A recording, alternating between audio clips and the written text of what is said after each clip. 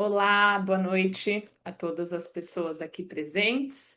Meu nome é Lívia Orsatti, eu sou colaboradora do Núcleo de Cursos e Palestras aqui da Casa Museu Emma Clabin, núcleo coordenado pela Ana Cristina Moutella, que também nos acompanha aqui nessa noite. Eu sou uma mulher branca, de cabelos pretos, e hoje estou usando um óculos marrom. A gente está muito feliz hoje por receber a palestra intitulada Narrar o Edificado, uma Arqueologia da Memória, com a Manuela Ruffinoni. Esse encontro ele está dentro de uma parceria de mais de 10 anos que a gente tem aqui na Casa Museu com o Departamento de História da Arte da Universidade Federal de São Paulo. Para a viabilização dessa palestra, agradecemos os nossos patrocinadores, a Clabin SA, o Quinto Andar e Google Cloud. Também quero aproveitar e agradecer às intérpretes de Libras que nos acompanham nessa noite, a Silvia Sato e a Miriam Cachilé. Apresento então a nossa palestrante, a Manuela Rossinetti Ruffinoni, que é professora do Departamento de História da Arte e do Programa de Pós-Graduação em História da Arte da Universidade Federal de São Paulo. O currículo da Manuela é tão extenso que a gente resolveu suprimir aqui, e eu imagino que vocês já bem a conheçam. Manuela, uma alegria te receber aqui nessa noite, para gente, uma grande honra, e a palavra está com você. Obrigada. Muito obrigada, Lívia. Boa noite a todos. É um prazer estar aqui hoje, né, para conversar um pouco com vocês. Então, inicialmente, eu agradeço, né, o convite feito pela Lívia e pela Cris, aqui da Fundação da Casa Museu Emma Clabin, né, e para dar continuidade a essa parceria, né, com a Universidade Federal de São Paulo, que tem dado muitos ótimos frutos, né. E gostaria de agradecer também a todos os inscritos que vieram aqui acompanhar a palestra de hoje. Eu vou iniciar, então, a projeção, só um minutinho.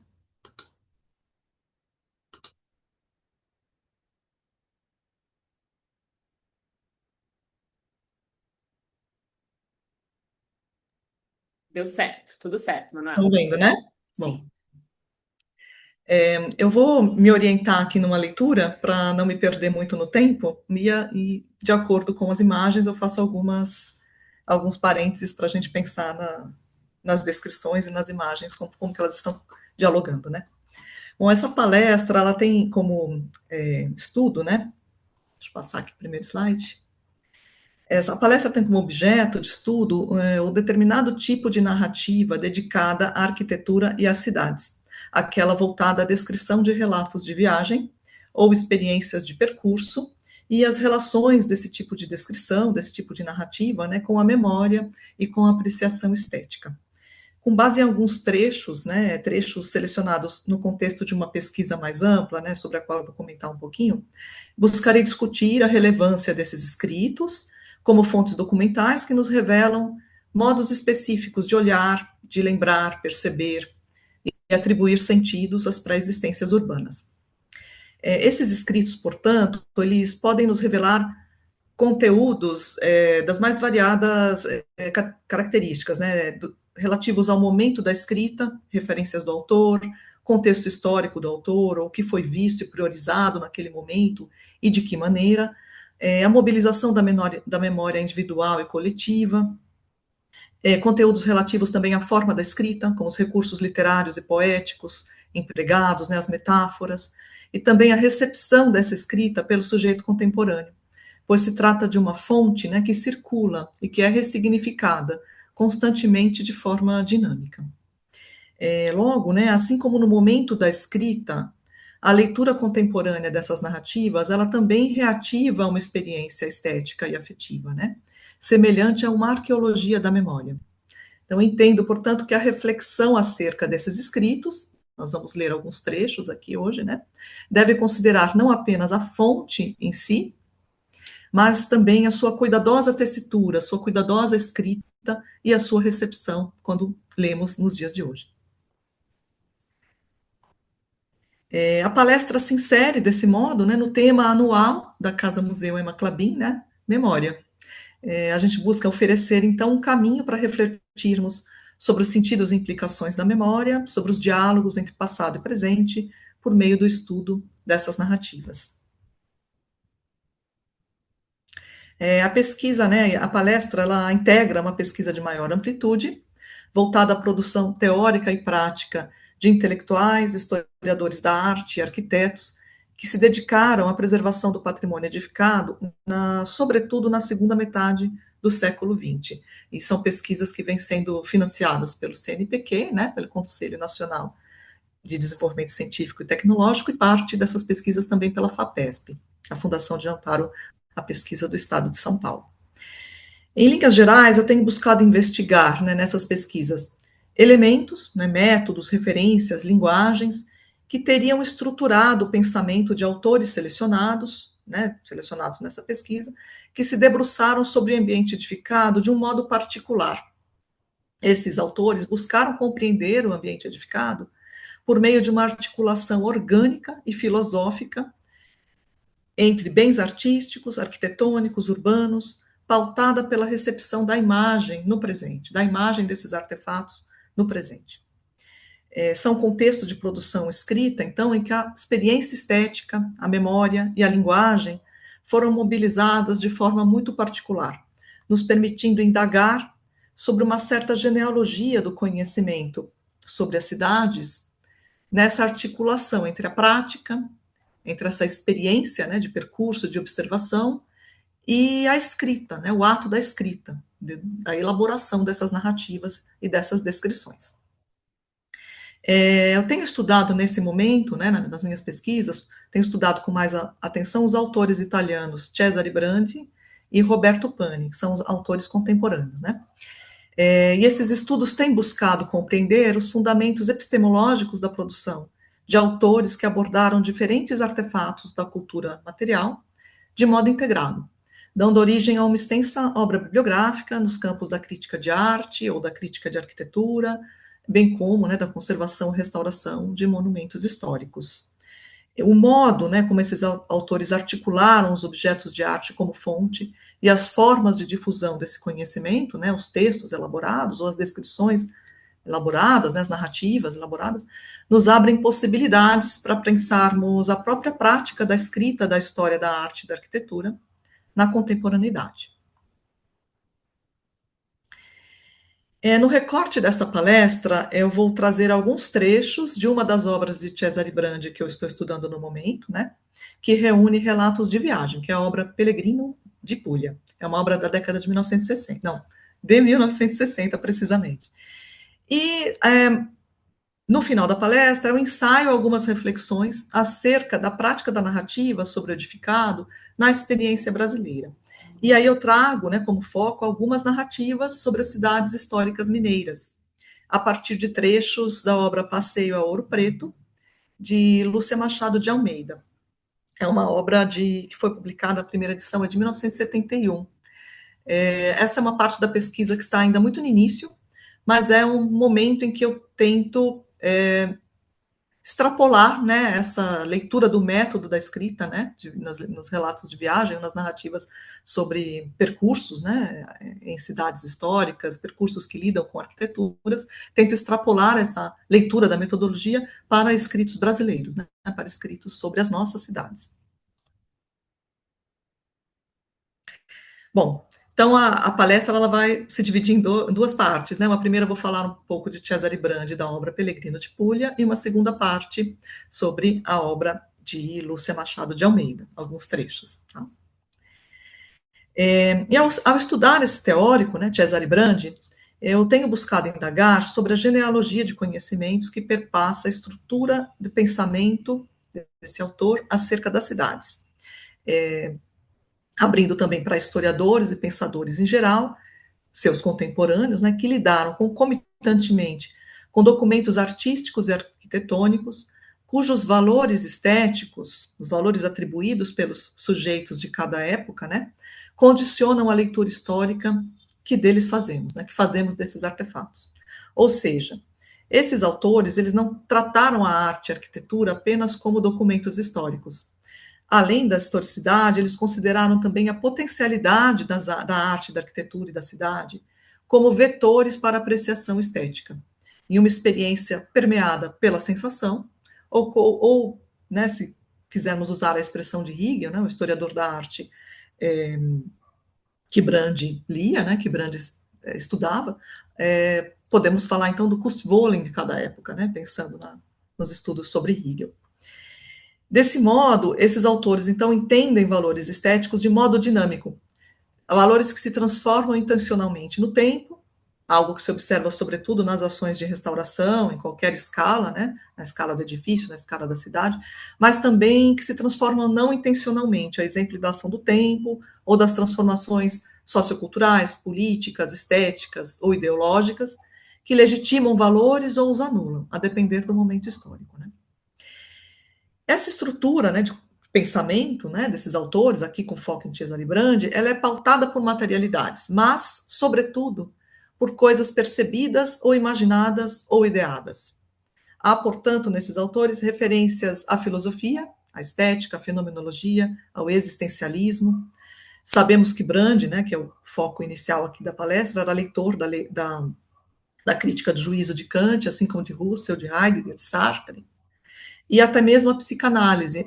Se a gente pensar em Roberto Pani, né, não é o autor que eu estou focando nessa palestra, mas Roberto Pani, que era contemporâneo a Brandi, era um leitor de Jung. E outros contemporâneos, como Humberto Baldini, também, que é um teórico ainda pouco estudado, né, no Brasil, era leitor de Freud, por exemplo. Então, a psicanálise também perpassava, né, de alguma maneira, com certos recortes, o pensamento desses autores. Considerando, então, essa dinâmica, qual seria a repercussão dessa estrutura de pensamento para estudarmos as coisas construídas? Ou para elaborarmos a própria escrita da arte e da arquitetura, escrita sobre as artes e sobre a arquitetura. É um pouco nesse caminho que eu tenho buscado desenvolver essas pesquisas, né?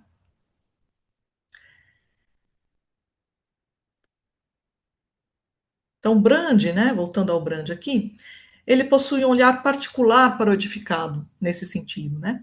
Por isso ele se tornou o foco da pesquisa, mas ele não é o único intelectual que manifestou essa inquietação, né? Haveria, então, uma origem nesse olhar, uma epistemologia sensível para estudar o espaço, né, e que teríamos, de certa forma, perdido na crítica e na historiografia contemporânea da arquitetura.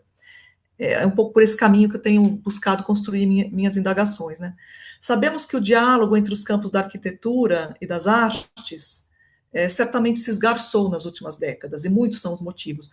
Mas em que medida seríamos capazes de compreender elementos dessa genealogia do conhecimento sobre as cidades e explorar essa perspectiva nos dias de hoje?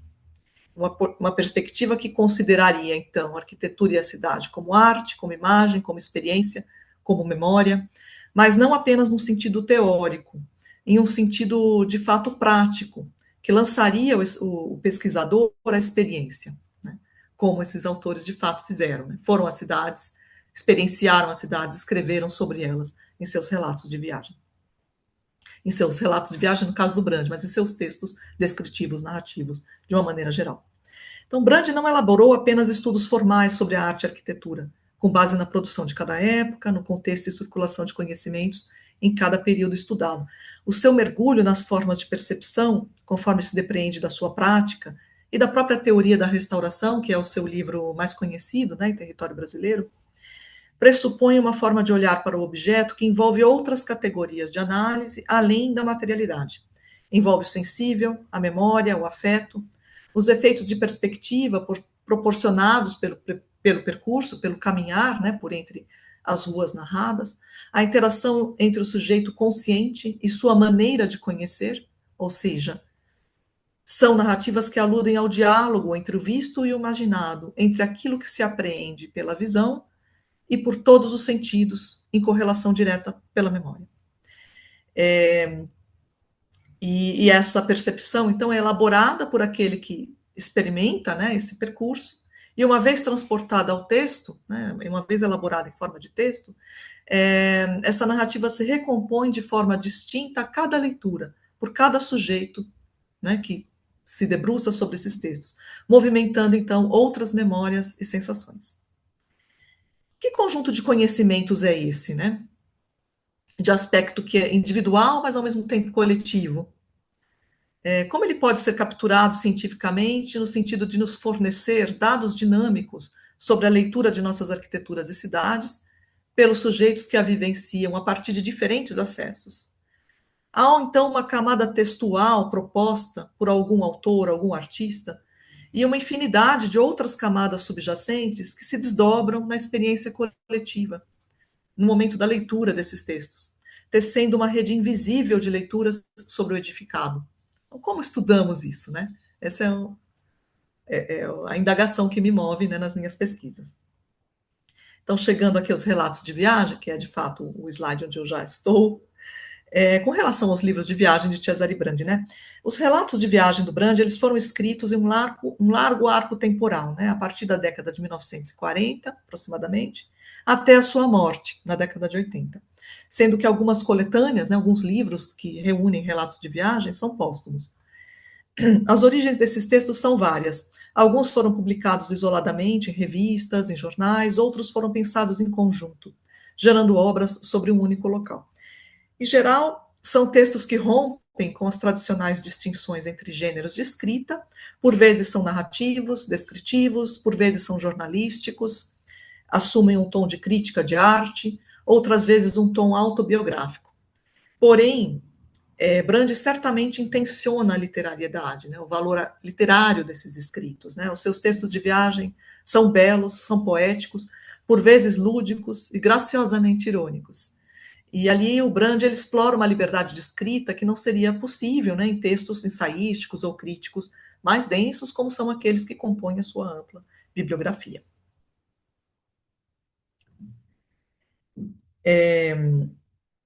Então, o conteúdo dos textos de viagem ele é bastante diverso. Há descrições de arquitetura, de ambientes, de paisagens, entendidas em um sentido amplo, que inclui ambiente natural, população, tradições locais, culinária, sons, odores. Há também trechos com relatos indignados sobre a destruição ou descaracterização do patrimônio histórico, valendo-se de comentários sarcásticos ou irônicos sobre essas transformações, né? Quando ele alude a restauros mal-sucedidos, por exemplo.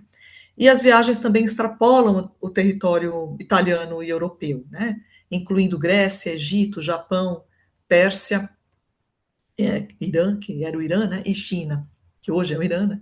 Então, aqui é uma lista, né, desses escritos de viagem de Cesare Brandi, publicados como livros, eles partem da década de 50, mas muitos desses escritos foram publicados já desde a década de 40, inclusive alguns que estão reunidos na obra Pellegrino de Puglia, que é a que eu vou comentar daqui a pouco. Na palestra de hoje, eu extraí alguns trechos da obra Pellegrino de Puglia, que é a obra que eu venho me dedicando mais nesse momento. Há um artigo, inclusive, né, a ser no prelo para sair sobre essa obra, né, um artigo que eu publiquei, que sairá em breve. Mas a gente percebe que ele tem aí uma ampla, né, produção bibliográfica sobre esse tipo de escritos, né, sobre esse tipo de narrativa.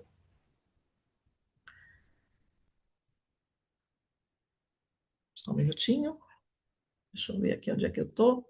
Bom, e nesses textos, então, nós notamos com clareza a visão das cidades, né, das diferentes cidades, de diferentes continentes, inclusive, como um sistema em que grandes monumentos coexistem com a chamada arquitetura menor, a arquitetura do cotidiano, a arquitetura das casas singelas do habitante dessas cidades. Então, Brandi analisa e descreve grandes monumentos, mas também edificações modestas, trajetos usuais e pitorescos, né? Em cidades muitas vezes fora de qualquer circuito turístico naquele momento histórico, né? Isso no caso das viagens na Itália.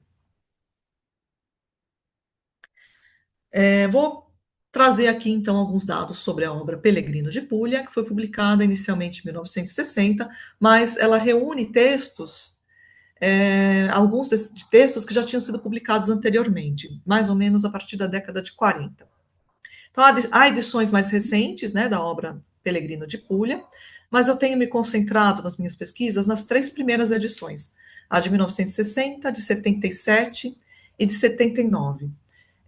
O intuito ali é comentar brevemente a relação entre textos e imagens, né, que compõem cada edição, porque são edições ricamente ilustradas. As duas primeiras edições, elas são ricamente ilustradas com fotografias, né, de fotógrafos convidados, né, naquele momento, e a terceira edição é ilustrada por Renato Guttuso, que é um artista, né, da contemporânea Brandi, que era um grande amigo de Brandi, que é bastante estudado, né, no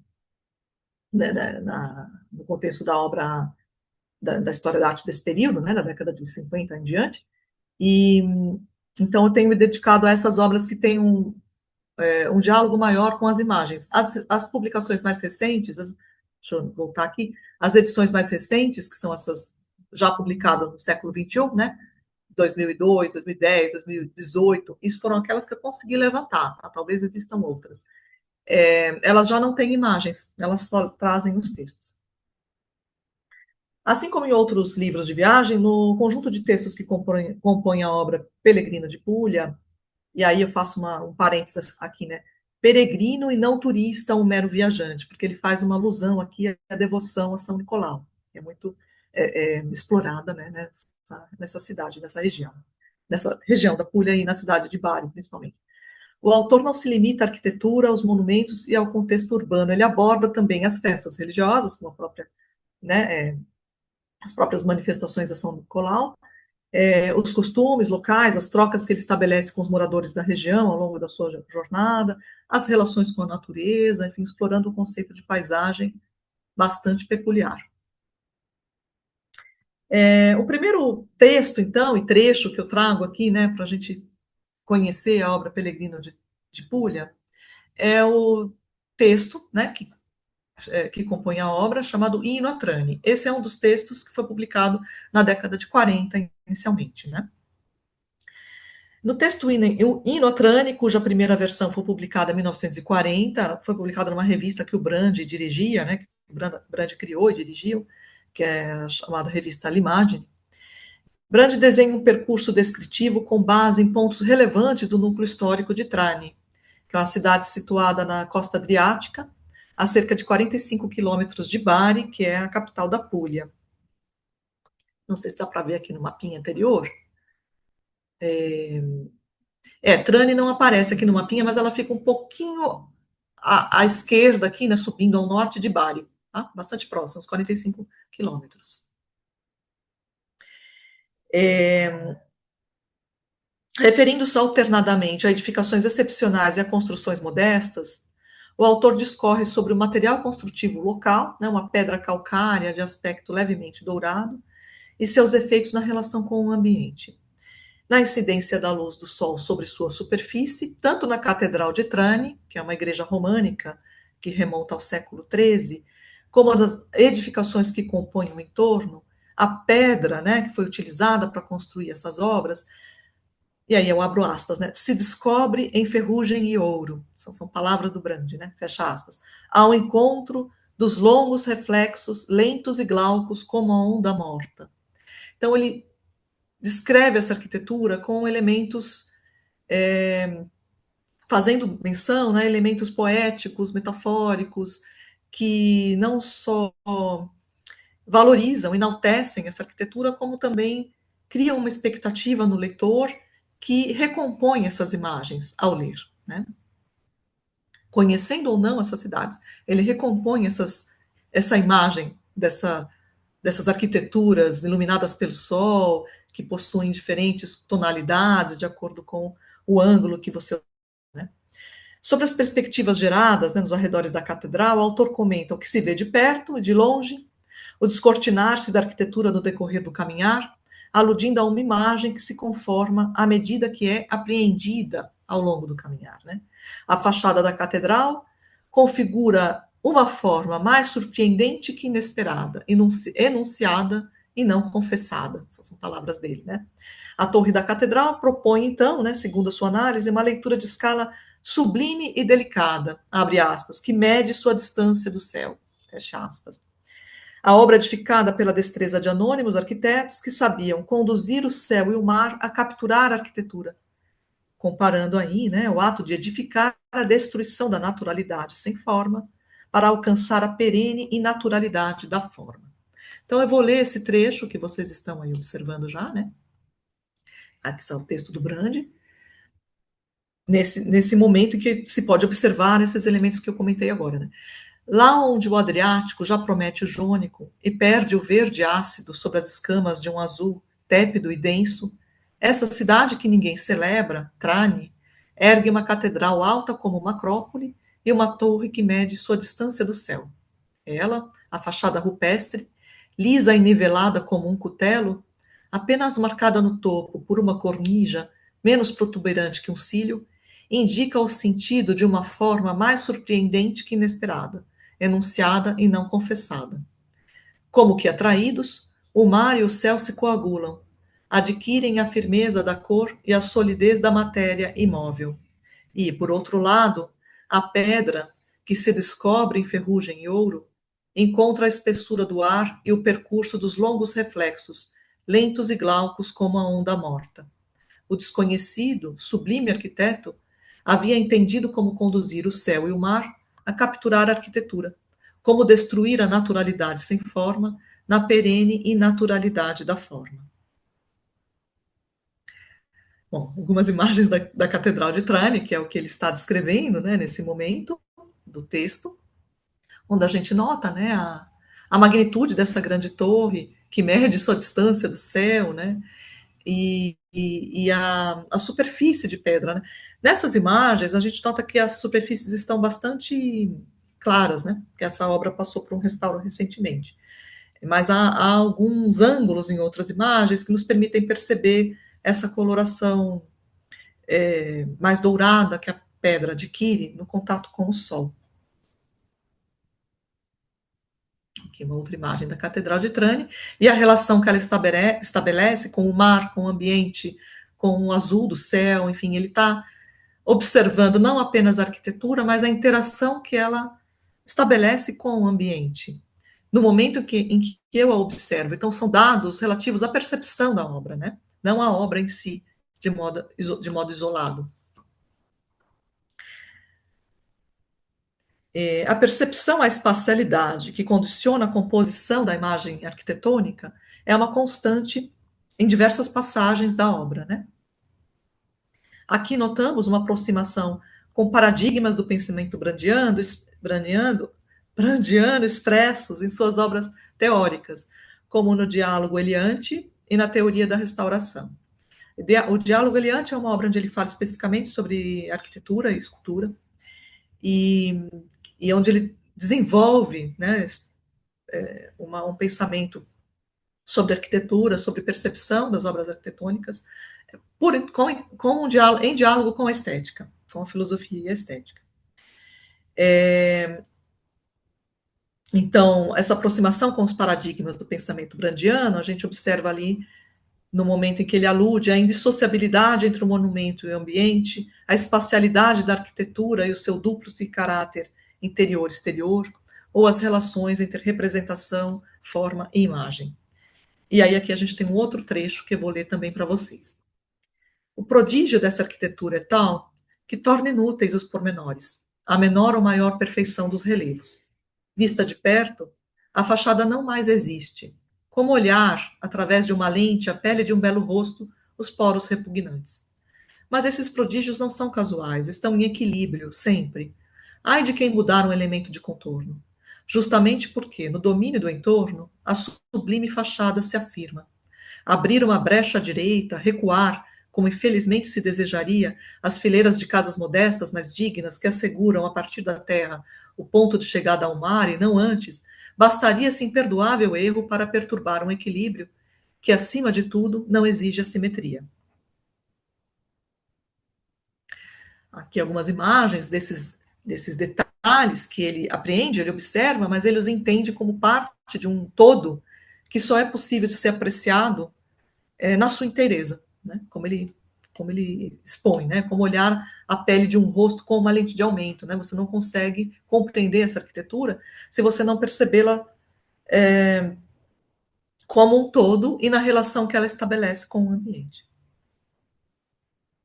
Aqui algumas imagens também onde a gente nota não só esses detalhes e a relação com o ambiente, mas também a perspectiva do caminhar, né? Como que essa torre, essa grande torre, ela se anuncia, ela é descoberta, né, pelo visitante, por aquele que passeia pela cidade, a partir de ruas estreitas, nesse casario modesto que compõe o entorno da catedral, né?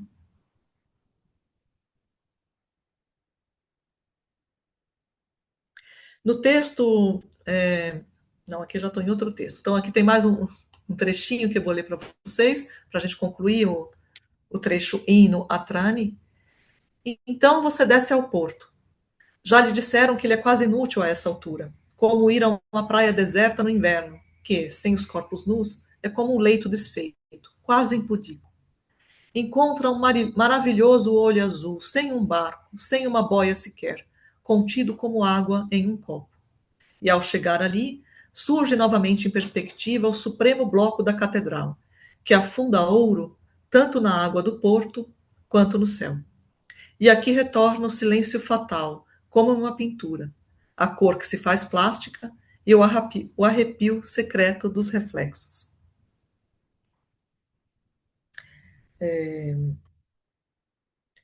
Eu acho que. Ah, tá aqui. Eu pulei várias imagens de uma vez na última puxada do PDF aqui.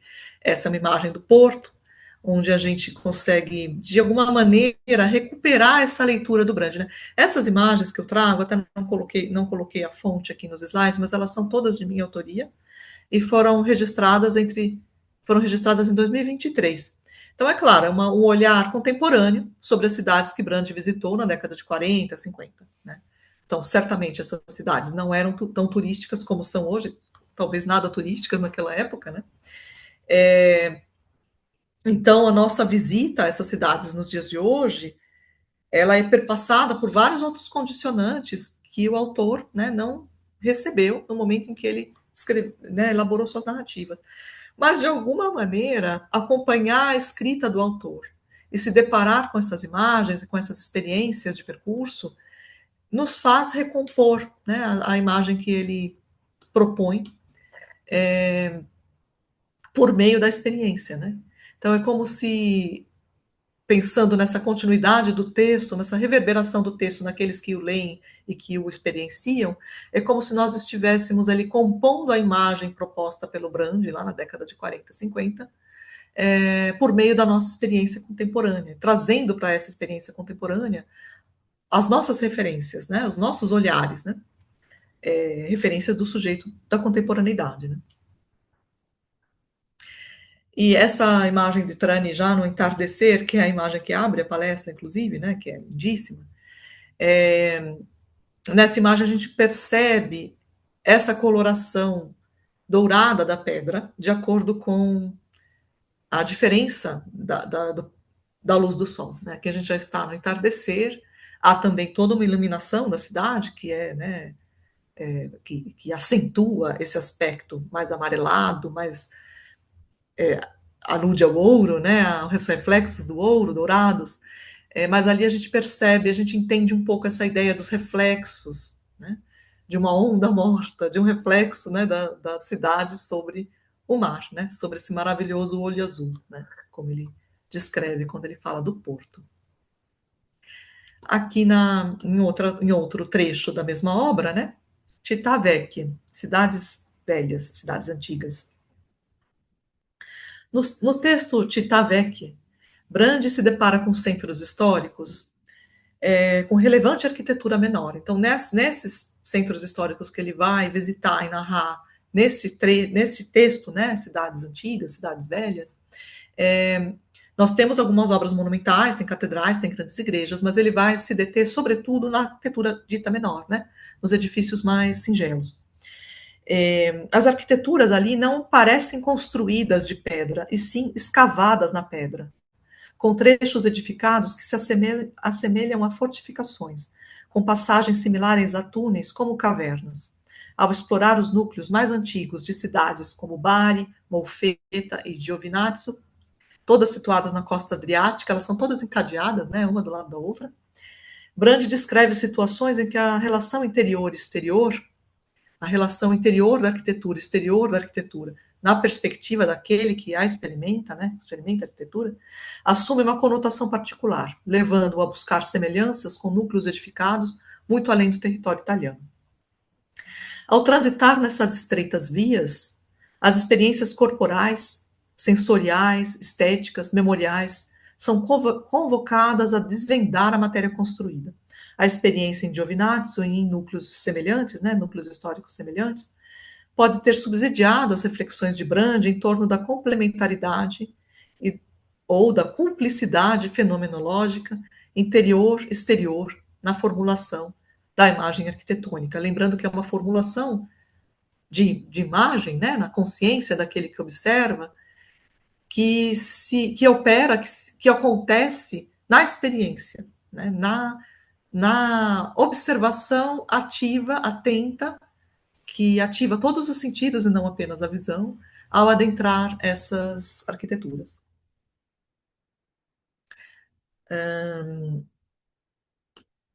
Então, vou ler esse trechinho aqui de Città Vecchia.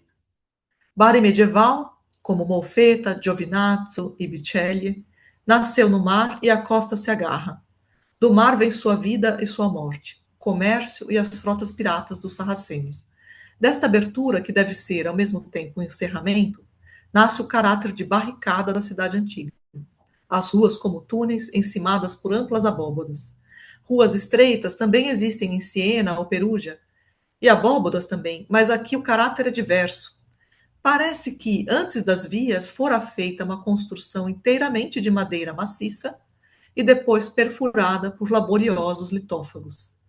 Ora, quando vi Bari pela primeira vez, não conseguia compreender essa dissemelhança radical com cidades às quais, em teoria, deveria se assemelhar. E percebi isso mais tarde, depois de visitar Jerusalém. Esse é o trecho de Brand que ele fala das cidades, né? Dessas cidades antigas, que possuem essas ruas estreitas, essas ruas como parecem túneis, né? E aí faço, né, chama atenção para Giovinazzo, que é a cidade onde Brand se detém com bastante ênfase. A poucos quilômetros dali, Giovinazzo, também esta, cândida e com aparência mourisca, tem seu próprio e pequeníssimo centro histórico, cheio de vias suspensas, como estreitas ruas calcificadas e semelhantes aos túneis dos anfiteatros romanos. São tantas as passagens suspensas que se tem a impressão de que, antigamente, toda a cidade antiga fosse uma sucessão ininterrupta de caminhos escuros, de passagens de cavernas, e luminosas, no entanto. Esse sentido de castelo, de fortificação contínua e presumida, é o que diferencia o centro histórico de Giovinazzo dos de Bari, Trani e Molfetta. Torna-o um conglomerado monumental, um exemplo único de uma arquitetura de exterior que está prestes a se tornar de interior, com um mecanismo complicado e as correspondências de um edifício de planta central. Essas são algumas imagens de Giovinazzo. Brand tem várias passagens de suas obras teóricas, na teoria da restauração, mas também no Eliante, onde ele discute a relação entre interioridade e exterioridade nas obras de arquitetura, né? Como você a percebe estando no interior ou no exterior, ou estando no exterior, há elementos que sugerem uma interioridade, ainda que você esteja fora da arquitetura, fora do interno de uma arquitetura, né? Então, às vezes, o ambiente exterior ele tem uma característica de interioridade. E, às vezes, o ambiente interior tem uma característica de exterioridade, dada a sua amplitude, dada a sua maneira de receber a luz solar, enfim, a relação com o ambiente externo. Então, ele lida com essa sensação do interior, exterior, de uma maneira muito particular nos seus livros teóricos, né? Nos trechos teóricos, né, dedicados à restauração, ou dedicados à leitura de obras arquitetônicas. Então, é possível, né, que essas experiências de percurso, esses relatos de viagem que ele vinha elaborando desde a década de 40, tenham fornecido elementos para ele construir essas teorias, né? Elementos práticos, de experiência, né, dinâmica, que o levaram a compreender essas relações entre exterioridade e interioridade e buscar elementos na fenomenologia, na história da arte, na estética, para pensar como conceituar essa experiência, né? Então, vou fazer algumas breves considerações sobre esses trechos, né, destacados da obra de Brand. Ali a gente percebe as experiências de percurso como momentos perceptivos e sensoriais, quando acontece a formulação da imagem para traduzir a percepção em cognição. É uma cognição que se dá por meio da narrativa, da escrita, e, consequentemente, uma fruição. por meio da escrita, mas também por meio da própria leitura dessas escritas, como nós fazemos agora. Notamos um conceito de paisagem incorporado a essas descrições, né? Porque ele lida com a natureza, a matéria, os habitantes, percursos, costumes, tradições, odores, sons. Ele lida com todos esses elementos compreendidos como partes de uma mesma experiência de cultura que conformam o ambiente. Então, ele alude a uma dimensão antropológica, de fato, ao narrar esses espaços. A imagem construída pela narrativa suscita a sua própria espacialidade, suscita a sua própria ambiência. Nós construímos essa ambiência na nossa consciência ao ler esses textos. E nós ressignificamos essa experiência, eventualmente, a poder experienciar essa narrativa, realizando nós mesmos esses trajetos. E ali, então, estão essas relações entre interioridade, exterioridade, entre percepção da imagem, formulação da imagem na consciência. Aqui algumas outras imagens, essas são imagens de Bari, que ele faz essa distinção, né? Ele diz que em Giovinazzo, esse caráter de fortificação é muito mais intenso do que em Bari, né? E aqui essas considerações que eu acabei de relatar, né? A imagem construída pela narrativa que suscita a sua própria espacialidade, a sua própria ambiência. E para concluir, então, né, chegando aqui ao segundo momento da palestra, eu passo a um momento recente da pesquisa em que eu tenho tentado tensionar essa maneira de ler esses textos narrativos, buscando compreender uma origem do conhecimento que se pauta pela experiência, né? Eu tento trazer essa leitura para obras brasileiras, né? Obras elaboradas por autores brasileiros, que se dedicaram a cidades históricas, ou ambientes com interesse patrimonial, digamos assim, né? Com interesse como patrimônio cultural. As obras nesse sentido são inúmeras, né? São muitas. Mas eu iniciei por cidades mineiras, né? Não só por elas serem muito estudadas e muito valorizadas, né? No âmbito no campo da preservação do patrimônio cultural. As cidades mineiras tiveram um foco especial, né, nas ações do Instituto do Patrimônio Histórico e Artístico Nacional, desde a sua fundação na década de 30, foram os primeiros conjuntos construídos que nós temos preservados, né, salvaguardados em nosso país, e nós temos uma grande quantidade de autores da literatura ou viajantes que narraram esses espaços. Então, nós temos grandes elementos ali para desenvolver esse tipo de análise, né? Me chamou a atenção, em particular, os textos da Lúcia Machado de Almeida. Essa é uma autora mineira, né? Ela é conhecida por obras de literatura infanto-juvenil. Mas ela possui essa obra não muito citada, né? Que são os passeios, né? É uma trilogia composta por 3 passeios: o Passeio a Sabará, o Passeio a Diamantina e o Passeio a Ouro Preto, publicadas entre 60 e 70, né? Entre a década de 60 e 70. Então, curiosamente, elas são do mesmo período, né? Dos relatos de Brande, ainda que eles não tenham nenhuma relação, tá? E nesses livros, né? Essa escritora, que é proveniente de uma família com diversos escritores, né? Os irmãos dela também são escritores de obras infanto-juvenis. Ela tinha uma relação bastante intensa com intelectuais e artistas de Belo Horizonte, né, de Minas, de uma maneira geral, nos anos 50 e 60, e foi bastante atuante também, foi bastante presente, né, na valorização, em ações de valorização e preservação do patrimônio histórico de Minas, né. Então, ela tinha uma atividade de escrita que também era, de certa forma,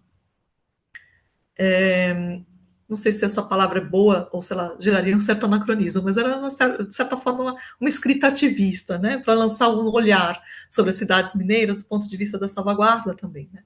E nesses 3 livros, né, nessa trilogia chamada Os Passeios, né, a gente tem ali também ilustrações de Guinart nas 2 primeiras obras e fotografias do Flieg. Então, a gente tem ali um diálogo texto-imagem muito semelhante também, se a gente for pensar na estrutura da obra, com aquilo que se observa nas obras italianas que eu venho estudando, né? Aqui com foco na Pellegrino de Puglia. Então, a Lúcia Machado de Almeida, ela propõe percursos por essas cidades, essas 3 obras, elas elas têm um caráter de guia turístico, de fato, tá? Mas é um guia turístico muito peculiar, porque ela mescla ali edifícios, né, a descrição de edifícios, de percursos pela cidade, com histórias populares, com oralidade, com tradições, com personagens ilustres da história, da literatura, que teriam vivenciado aqueles espaços, né, em diálogo com narrativas de viajantes e de outros personagens que ali passaram. Então, por vezes, ela traz trechos de obras de viajantes, trechos de obras literárias, de Tomás Antônio Gonzaga, por exemplo, Marília de Dirceu, ela traz esses elementos para iluminar, né, a leitura que fazemos dessa cidade, né, de Ouro Preto, no caso aqui, né. Hoje eu trouxe alguns trechos da obra Passeio a Ouro Preto, tá?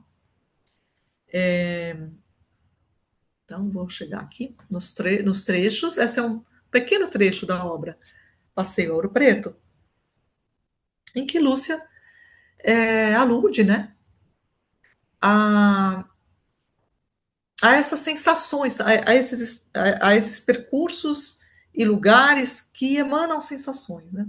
Então, durante muitos anos, ali funcionaram. Ela está falando do edifício que hoje é o Museu da Inconfidência, né? Durante muitos anos, ali funcionaram, no primeiro andar, a cadeia e no segundo, a Câmara Municipal. Até hoje, o palácio ainda conserva, na parte térrea, lúgubres e escuros cubículos destinados aos condenados às galés, e onde, segundo a lenda, a própria imagem de São Jorge, esculpida pelo Aleijadinho, esteve presa. Conta-se que, em plena procissão de Corpus Christi, ao tropeçar o cavalo no qual o santo estava montado, a imagem perdeu o equilíbrio, tombou para a frente e matou o escravo que puxava o animal. Então, veja que ela traz uma narrativa que é de um livro, um roteiro, que tem um intuito de convidar, né, o leitor a conhecer essas cidades, né, não diria que é um guia turístico, mas ele inaugura, né, no prefácio de uma das obras, o autor diz, né, ela, de certa forma, inaugura uma ideia de turismo cultural, né, porque ela convida aquele que viaja essas cidades a percorrer essas ruas, percorrer essas imagens e essas arquiteturas, dialogando com as lendas, com a oralidade, com histórias passadas nesses espaços, comprovadas ou não, né, histórias que são mitológicas, que são construídas na oralidade do povo que ali vive. Ela conhecia profundamente a cidade, então ela tinha uma relação intensa com essas narrativas, com essas tradições, né? Aqui um outro trecho que fala sobre a matriz de Antônio Dias.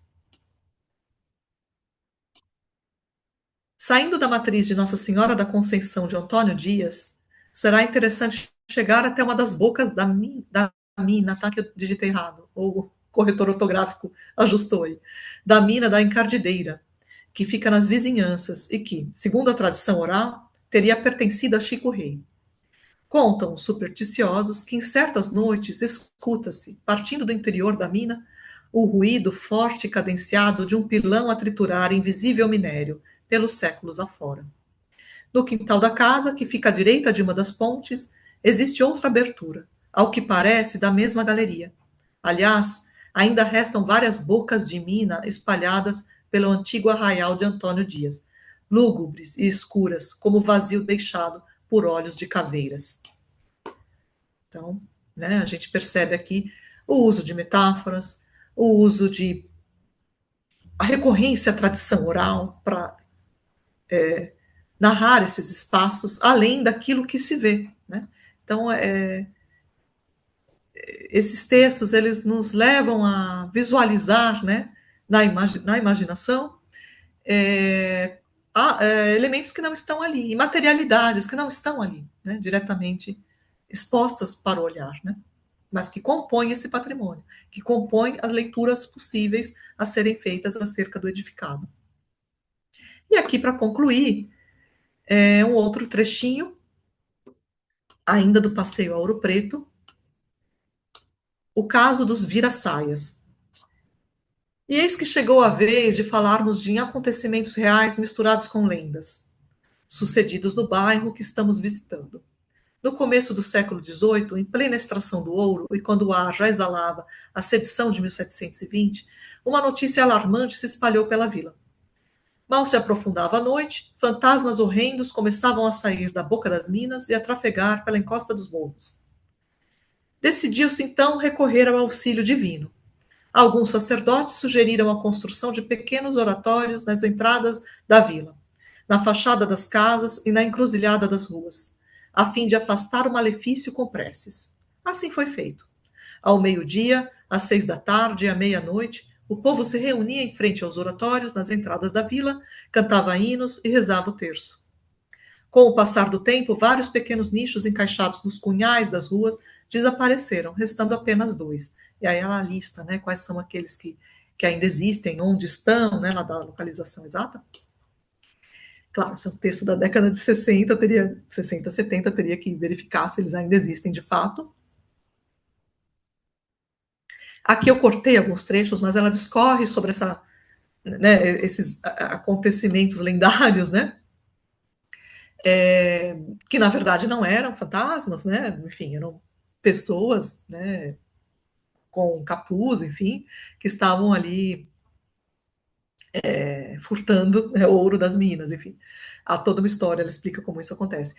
Mas aqui eu destaquei os trechos em que ela cita, né, elementos do construído, do edificado, relacionados com a cultura local. No caso, com esse acontecimento, de certa forma lendário, mas que nos fala sobre a religiosidade, sobre as superstições da população que vivia ali no século XVIII, sobre a construção de elementos, né, de oratórios, de elementos edificados nessas edificações, nessas casas, que tinham uma relação com essa superstição e que hoje estão lá, né, aqueles que ainda remanescem, e por vezes, quando nós os apreciamos só a partir de uma leitura formal, de uma leitura arquitetônica, uma leitura da história da arte, não necessariamente alcançamos essa dimensão da imaterialidade. Se esses acontecimentos lendários ou não aconteceram ou não, aí a pesquisa histórica vai poder elucidar, né?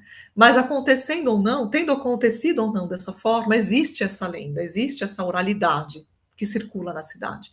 E esse é um valor que se atribui a esses objetos, né? Esses oratórios, né? No caso específico aqui do trecho que eu destaquei. Bom, e aqui eu já trago então algumas reflexões, já, né, encaminhando para a finalização. Eu busquei então trazer aqui algumas reflexões sobre o ato de narrar o edificado, entendendo o edificado aqui não somente como arquitetura, mas como ambiente, os percursos e as sensações ou memórias que são suscitadas nesses percursos.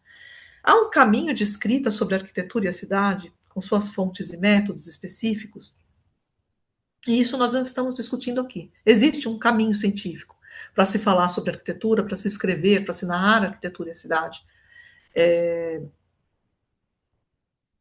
construindo uma determinada historiografia desses artefatos, né? Mas a narrativa descritiva, literária ou não, acessa outros meios sensíveis para construirmos conhecimentos sobre o edificado. E é este o objetivo dessa minha reflexão, né? Combinando aqui de forma um pouco livre esses trechos citados. Aqui surge a ideia, então, de uma arqueologia da memória, de um entendimento, de uma leitura do urbano que escava a memória, que suscita a experiência estética e afetiva, tanto daquele que escreve como daquele que lê posteriormente essas obras em diferentes tempos históricos, em um processo que sugere a circulação de informações, de percepções, além da materialidade. Por meio do estudo, né, de escritos dessa natureza, sejam relatos, roteiros, descrições ou mesmo relatos ficcionais, né, nós podemos identificar e interpretar uma forma de construção de conhecimentos baseada no sensível,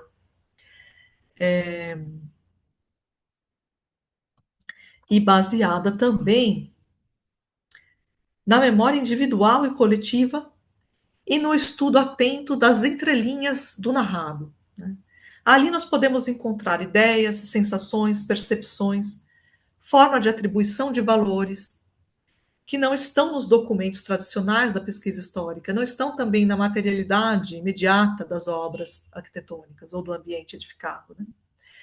Esse tipo de observação, certamente, né, esse tipo de preocupação em perceber, né, esses dados, certamente não é um dado novo, né? A literatura, a antropologia tem se dedicado a essa dimensão da escrita, né?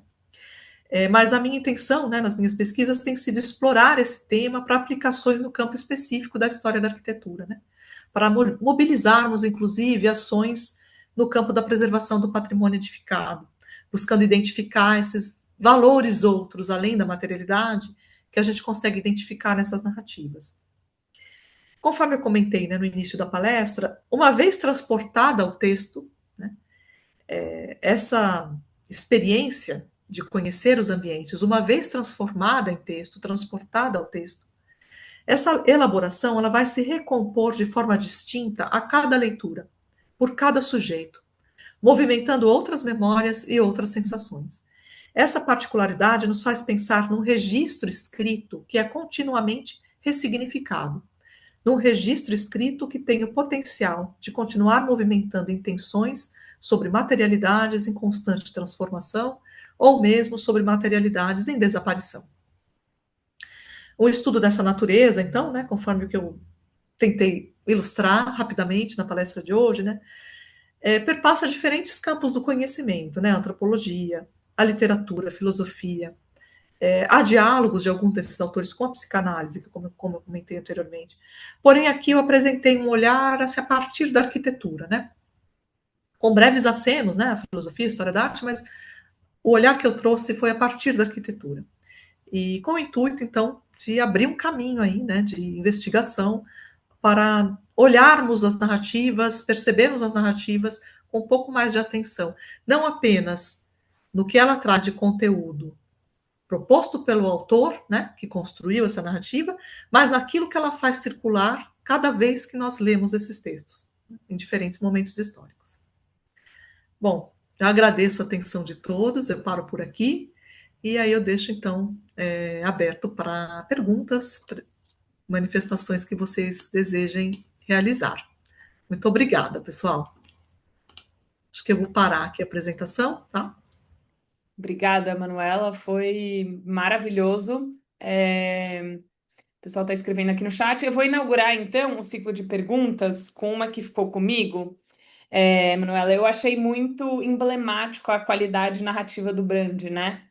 E fiquei pensando aqui se nesse gênero, né? Se isso é um gênero, né? A gente pode pensar na leitura arquitetônica como um gênero literário. E desses paradigmas que você comentou, né? Interioridade, exterioridade, se a gente teria outros critérios identificáveis para esse gênero específico.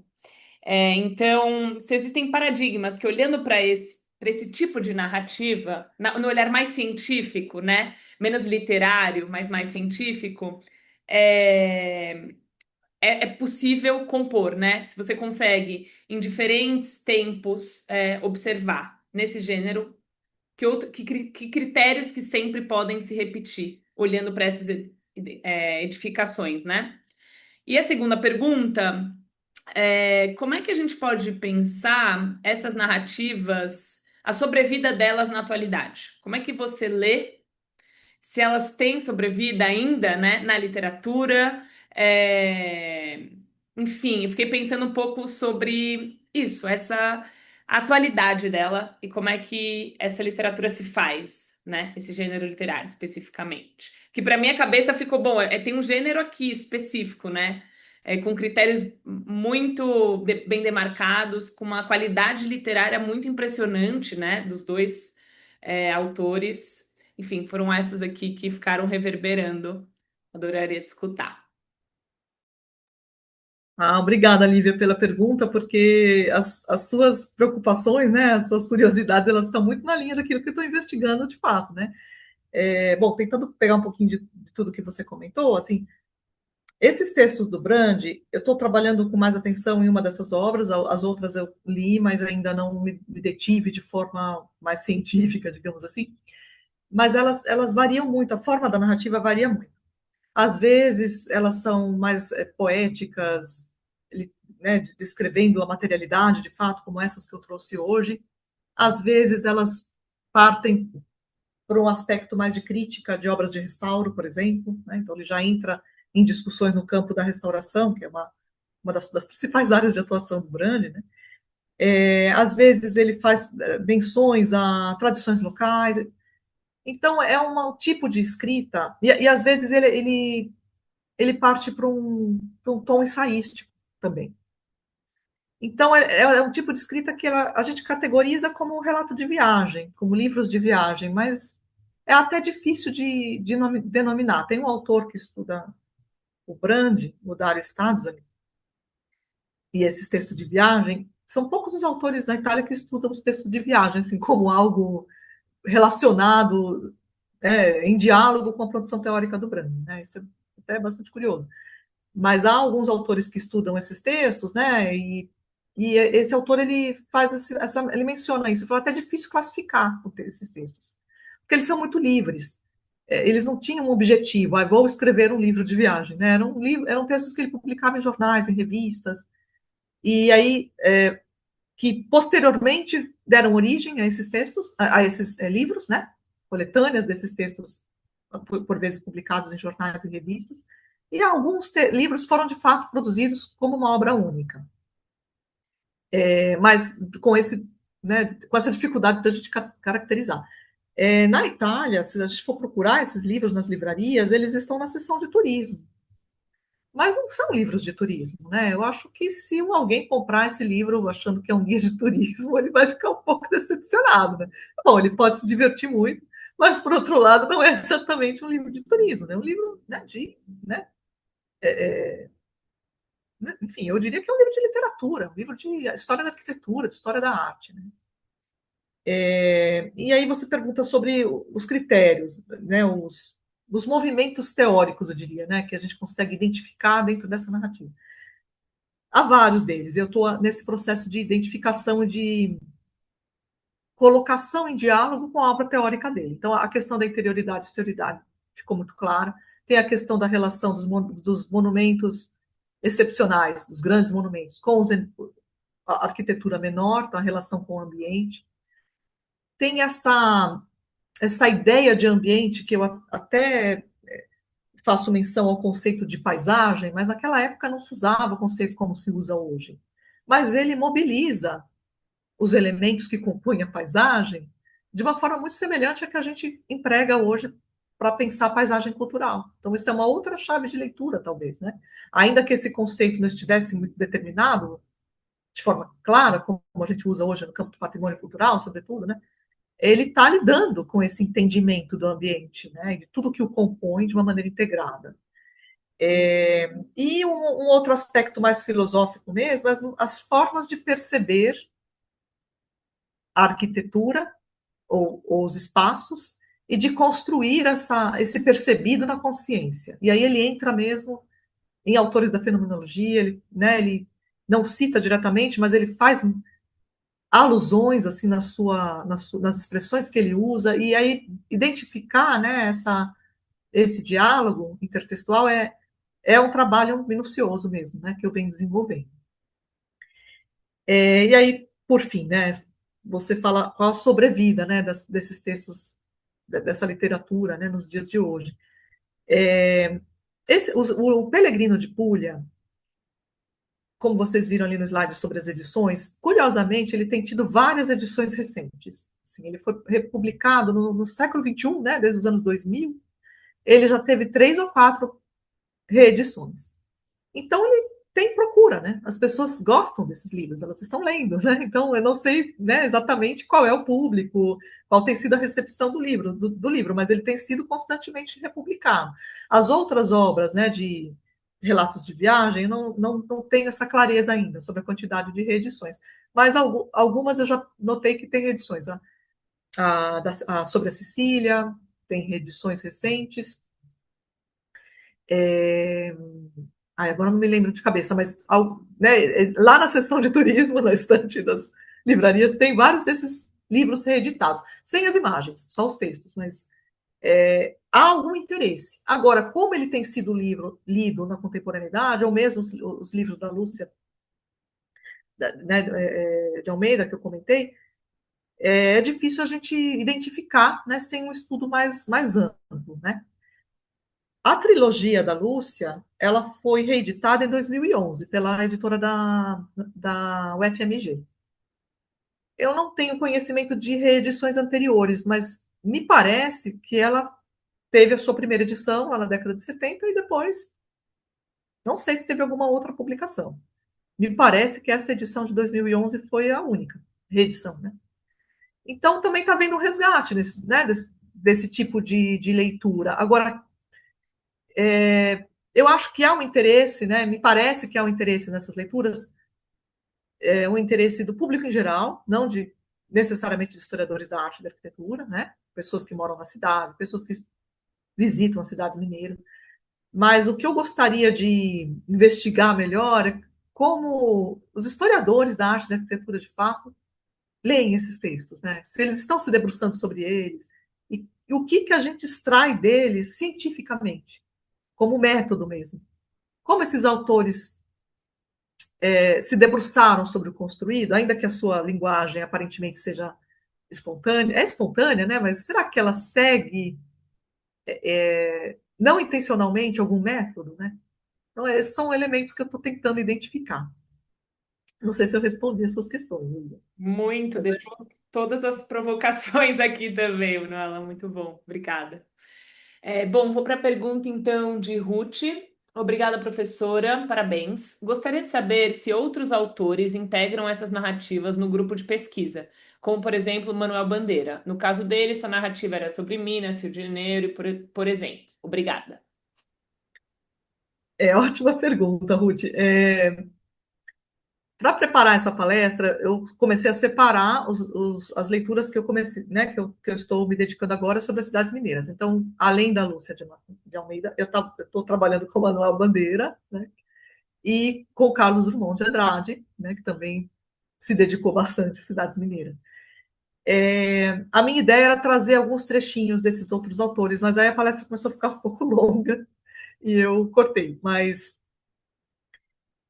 a obra Guia de Ouro Preto, de Manuel Bandeira, ela foi publicada, pelo que eu entendi, assim, né, da temporalidade dessas obras, um pouco antes da conclusão da obra dos passeios, né, pela Lúcia, né, de Almeida.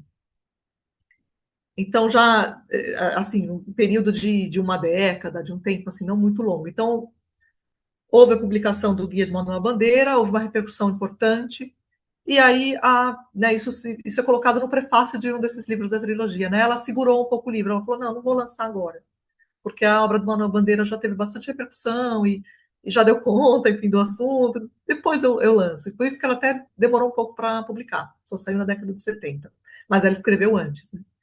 Então, esses livros, esses autores, eles estão em diálogo, né? Eles fazem parte de um mesmo grupo de pensadores, de intelectuais que estavam, de alguma maneira, se debruçando sobre Minas, e sobre, né, narrativas sobre Minas, com os mais variados objetivos. Né? Então, sim, Ruth, eu pretendo me dedicar a abrir, né, esse campo de leituras para outros autores que se debruçaram sobre as cidades mineiras. Tem um comentário do Felipe que também lembrei de Manuel Bandeira quando foi citada a passagem na obra do Gilberto Freire, outro oportuno e exemplo em seu guia histórico e sentimental de Recife e Olinda. Sim, também também está no meu radar. Já estou com ele na estante aqui. E aí, quando eu comecei o movente, né, da pesquisa foi o Brande, porque eu venho da história da arquitetura e da preservação do patrimônio cultural, da área de restauração, né, é o meu campo de trabalho. Mas depois que eu comecei a ler com mais atenção os textos do Brande, olha que coisa interessante, uma arqueologia da minha memória aqui, né? Começou a vir à tona leituras várias que eu tive ao longo da minha vida sobre literatura em geral, que lida com a narrativa sobre cidades, que sempre me instigaram de alguma maneira, mas que eu lia de uma maneira não científica, né, não acadêmica. Então, o Brande foi o que abriu a porta, né, desse universo para mim. E aí eu comecei a olhar com mais atenção essas obras que eu já tinha lido em outros momentos da minha vida. Então, O Freire também está no meu radar ali, né? Você tem ali a obra dele sobre Recife. Há também obras, né, várias sobre São Paulo, que eu estou tentando trabalhar com alunos, né, nos cursos de graduação, porque para eles é mais, né, fácil lidar, né, com a, a presença, né, da cidade ali em transformação, né? Então enfim, estou indo um pouco por esse caminho, mas lógico, né, são inúmeras obras, inúmeros autores, então tenho tentado selecionar alguns aspectos dessas obras para tentar colocá-las em diálogo, né? Mas essa é uma etapa da pesquisa que está bastante no início. Incrível, Manuela. Fiquei até pensando aqui, né, já encerrando o blog, se alguém tiver uma última pergunta, o quanto o gênero, né, relatos de viagem, ele parece que a gente sempre apura o olhar para aquilo, para as edificações de fora, né? E aí eu fico pensando se relatos de viagem dá conta quando a gente passa a narrar o que nos é familiar, as nossas edificações mais próximas, né? É sempre olhar do estrangeiro, é o estrangeiro que olha o diferente, né? Mas como que a gente passa a ter mais critério e qualidade de olhar para as edificações que estão aqui ao nosso redor, né? E se esse termo relatos de viagem realmente dá conta, né, desse gênero, né, dessa expressividade de texto mesmo. Enfim, eu sempre fico com essa pulga, sabe? Sim, perfeito, Lívia. É uma questão. A gente tem muitos estudos, né, muita pesquisa específica sobre relatos de viagem, sobre as mais variadas abordagens, né? Mas é exatamente aí, nesse ponto que você coloca, que eu me preocupo, porque a minha questão não é investigar o relato de viagem como um gênero em si, né? Porque muitas dessas descrições, tanto as do Brandi como as da Lúcia, elas não são relatos de viagem exatamente. Eles já conheciam esses lugares. Algumas obras do Brandi, sim, ele não conhecia, ele foi visitar e descreve. Outras, né, ele tem vários textos sobre Roma, sobre Siena, que é a cidade natal dele. Então, não é relato de viagem exatamente, é uma descrição do ambiente da cidade a partir de elementos da memória dele, da sua experiência de vida. Então, ainda que entre dentro dessa categoria relato de viagem, nem toda a discussão que se faz em torno desse tipo, desse gênero, é válida, né? Nos ajuda muito a pensar esse ato de narrar, né? Esse ato de descrever como um movimento de apreensão do ambiente, né? Do que está ao nosso redor, né? E é um pouco nesse caminho que eu quero também elaborar, né? Mais para frente a oficina, né? Que eu propus para ser desenvolver a oficina de elaboração de textos, né? Que eu propus para desenvolvermos aí na Casa Clabin daqui a alguns meses. Porque é isso, né? Como é que o que nos move, né? O que a gente vê nesses espaços? Por que alguns escolhem determinados elementos, outros escolhem outros? Como a gente compõe, né, esse emaranhado de referências, que é uma rede de conexões de memória invisível que cada um que lê vai construir a sua também, né? Então, enfim, tem vários caminhos aí possíveis para desenvolver essa abordagem. Né? Obrigada, Manuela. A gente já está, enfim, ansiosa para essa oficina, que aliás vai acontecer em agosto. A gente já avisa aqui o público. Daqui uns 2 meses a gente deve, 2, 3 meses, divulgar, né? Então fiquem de olho aí nos canais. Bom, gente, dada a nossa hora, a gente já vai encerrando por aqui. Agradecer muitíssimo a Manuela, que é parceira aqui da Casa Museu Maclabim e sempre brinda, né, a gente com sempre novidades, né, de pesquisa e com essa qualidade que é admirável mesmo. Agradecer vocês, público, né, que acompanha a nossa programação. Então é isso, gente. Manuela, a última palavra é sua. Agradecer imensamente a Silvia, a Miriam e a vocês, gente. Obrigada e boa noite. Eu gostaria também de agradecer a Lívia, a Cris pelo convite, a Silvia e a Miriam pelo apoio aqui ao longo de toda a palestra, muito obrigada, e a todos os presentes que vieram acompanhar o debate. Muito obrigada, pessoal. Até a próxima. Obrigada, gente. Boa noite e até. Boa noite.